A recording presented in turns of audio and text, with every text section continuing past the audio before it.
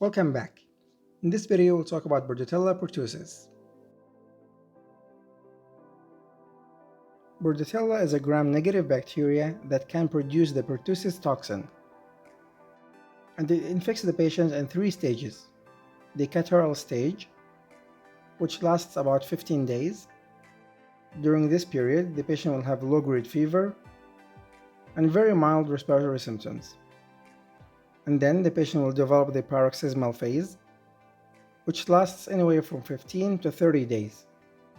During this period, they will have the characteristic whooping cough, and importantly, they will also have post-tussive vomiting, which means that they would cough, and afterwards they would vomit. And then they would go into the convalescent stage. This stage can last upward of 100 days. They would be gradually feeling better and better, and their cough would be weaning out day after day. The infection can be effectively prevented with vaccine. If we do X-ray during the episode, we'll see a butterfly chest. All patients should take macrolides like azithromycin, and everyone exposed to the patient should also take macrolides. Keep in mind, the medication has to be taken during the catarrhal stage. So to recap, Bordetella is a gram-negative bacteria that produces the pertussis toxin.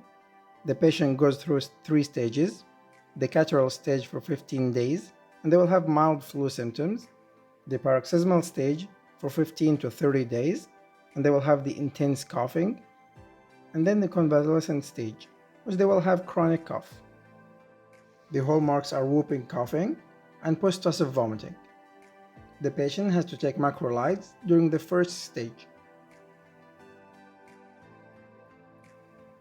And here's a small quiz to test your retention.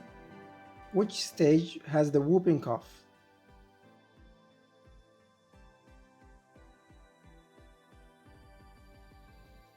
And the answer is the paroxysmal stage. Alright guys, that's all I have. Thank you so much for watching, and hopefully this helps.